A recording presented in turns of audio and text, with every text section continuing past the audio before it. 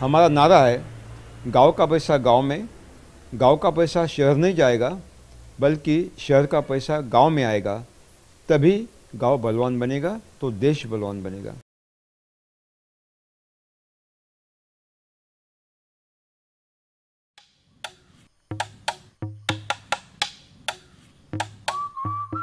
గ్రామాల సంపద గ్రామాల్లో ఉండాలి. గ్రామాల ఆదాయం పట్టణాలకు వెళ్ళకూడదు. పట్టణ ఆదాయాలు గ్రామాలకు రావాలి అని అంటారు పాలేకర్ తాత. పాలేకర్ తాత మాట నిజమైతే అవ్వాలి. అప్పుడే గ్రామాలు సంపదలకు నిలయాలవుతాయి. రైతుని రాజును చేయడానికి పాలేకర్ తాత ప్రకృతి వ్యవసాయం అనే విధానాన్ని మన ముందుకు తీసుకొచ్చారు. చాలా పరిశోధనలు చేసి ఆ అనుభవాలతో సత్ఫలితాలను చూపి రైతుల్లో కొత్త ఉత్సాహాన్ని నింపుతున్నారు. ఈ ప్రకృతి వ్యవసాయానికి పెట్టుబడేమీ పెట్టక్కర్లేదు. ఇది ఎలా సాధ్యమవుతుంది? ग्रामीण अर्थव्यवस्था ही अभी विनाश के कगार पर खड़ी है. మన బిడ్డలకు చెందవలసిన మన ధనాన్ని రసాయన ఎరువులు, పురుగుమందుల కంపెనీలకు ధారపోయకండి. రసాయన ఎరువులకు బదులుగా దేశీ ఆవు పేడ, ఆవు మూత్రం వినియోగించి జీవం కోల్పోయిన మన పొలాలను సారవంతం చేసుకుందాం. నాటు ఆవును నమ్ముకుందాం. ప్రకృతి వ్యవసాయ పద్ధతులను పాటించి ఆరోగ్యకరమైన ఆహార ఉత్పత్తులను పండిద్దాం. ప్రపంచ రైతు సోదరులకు మార్గదర్శకమవుదాం. పాలేకర్ తాత మాటలు నిజం కావాలంటే, రైతులుగా మనం బాగుపడాలంటే పెట్టుబడి లేని ప్రకృతి వ్యవసాయం ఎందుకు అవసరమో ఆలోచిద్దాం. మేం బాగుండాలంటే మా ఆరోగ్యాలు బాగుండాలి. మా ఆరోగ్యాలు బాగుండాలంటే మేం తినే ఆహారం బాగుండాలి. అంటే మీరు పండించే పంటలు బాగుండాలి. రసాయన ఎరువులు, పురుగుమందులతో మన పొలాలు కలుషితమవుతున్నాయి. పంటలకు మనం వాడే రసాయనాల వల్ల భూమిలో సహజంగా ఉండే సూక్ష్మజీవులు, వానపాములు దూరమై భూమికి ఉండే సహజమైన సత్తువని దూరం చేస్తున్నాయి. రసాయనాలు కుమ్మరించి పంటను బలవంతంగా పండించినా పండిన ఆహారంలోనూ అవే రసాయనాలు ఉంటున్నాయి. మన ఆరోగ్యానికి ఎసరు పెడుతున్నాయి. ఇది ప్రమాదం. ఈ ప్రమాదాన్ని నివారించడానికి పెట్టుబడి లేని ప్రకృతి వ్యవసాయమే మార్గం. పెట్టుబడి లేని ప్రకృతి వ్యవసాయంలో నిజంగానే పెట్టుబడి అవసరం లేదా?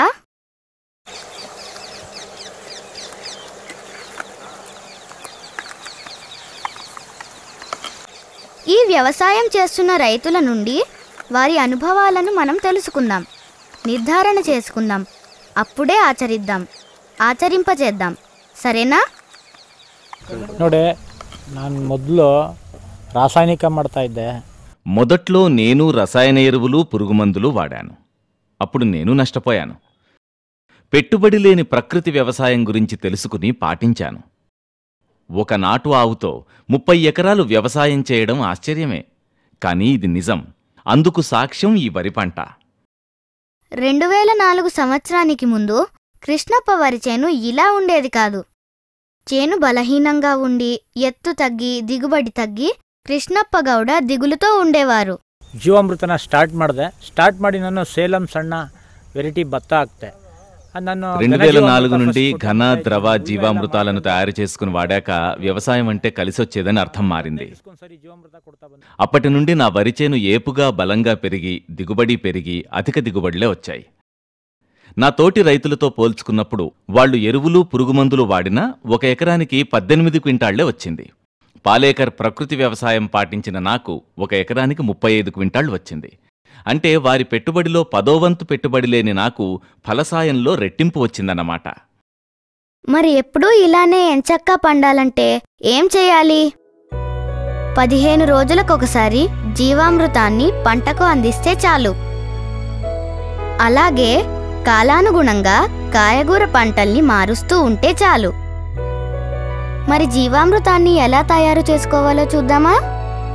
1 ఎకరా పంటకి దేశీ ఆవు పేడ 10 కేజీలు.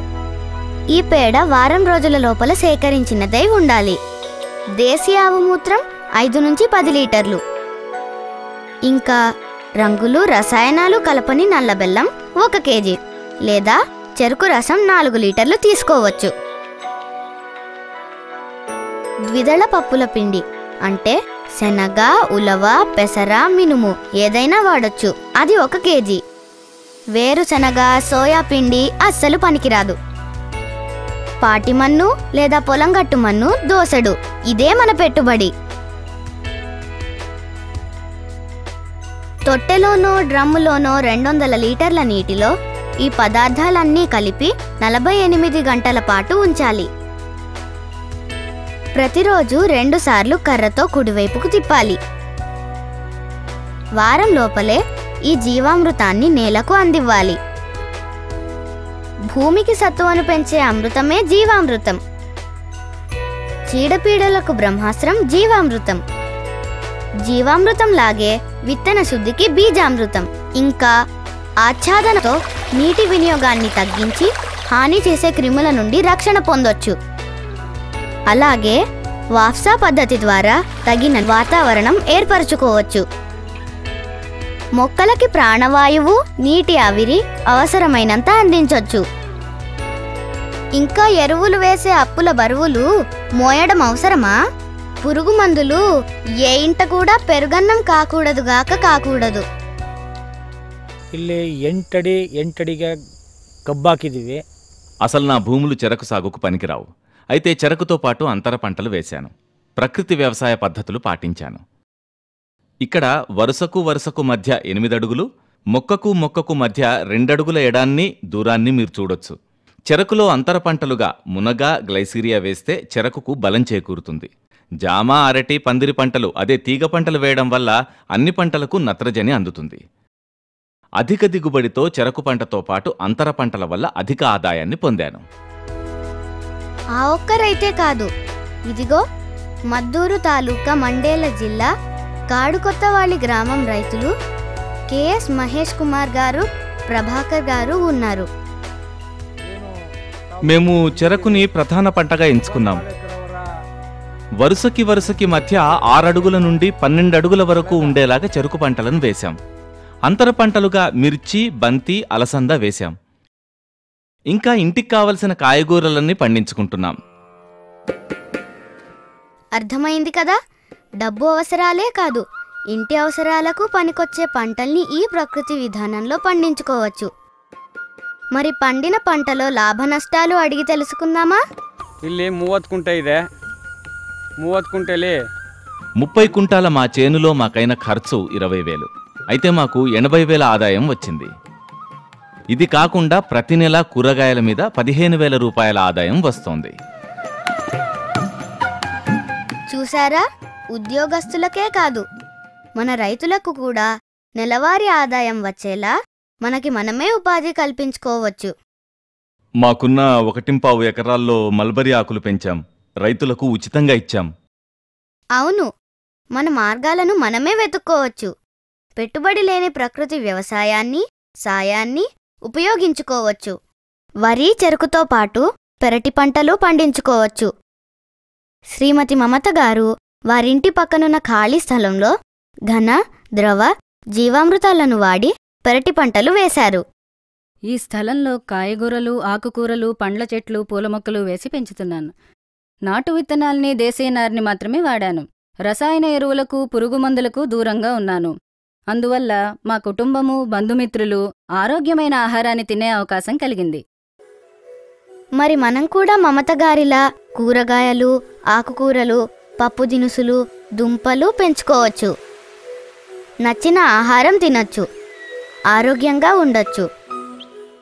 పాలేకర విధానంపై జీరో బడ్జెట్ దాని మీద ఇక్కడ రైతులు ఎలా ఏ పద్ధతిలో ఉపయోగిస్తున్నారని చూడడానికి వసుకుట అనే గ్రామంలోని సిద్ధప్ప గారు, బసవరాజు గారి పొలం చూసాము.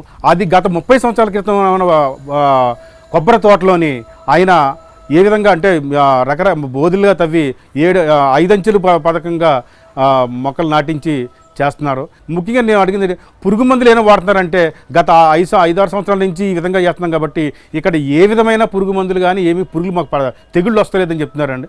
ఈ 2 రోజుల్లోని ఈ వరి, చెరకు, ఉద్యాన పంటలు ఏ విధంగా పండిస్తున్నారో అది చూసి నాకున్న 7 ఎకరాల్లో కూడా అంతర పంటలు వేసి మరి నేనే ఇప్పుడు ఇక్కడ పద్ధతులు ఎలాగైతే జీవామృతం ఎలాగైతే చేస్తున్నారో సొంతంగా తయారు చేసుకొని అదే విధంగా నా పొలంలో చేయాలని అనుకుంటున్నాను. పెట్టుబడి లేని ప్రకృతి వ్యవసాయం చేద్దాం. మన భూమిని జీవితాలను సారవంతం చేసుకుందాం. పాలేకర్ తాత అన్నట్టు ఆరోగ్యకరమైన ఆహార ఉత్పత్తులను పండిద్దాం. అప్పుల ఊబి నుండి బయటపడదాం. ఆర్థికంగా నిలబడదాం. దేశంలో ఏటా పోషకాహారం లేక చనిపోతున్న లక్షలాది పసిబిడ్డలకు ఆహారాన్ని అందిద్దాం. మరి ఇవన్నీ తెలుసుకోవాలంటే ఆంధ్రప్రదేశ్ ప్రభుత్వ వ్యవసాయ శాఖ నిర్వహిస్తున్న ప్రకృతి వ్యవసాయ శిక్షణా శిబిరాల్లో శిక్షణ పొందండి.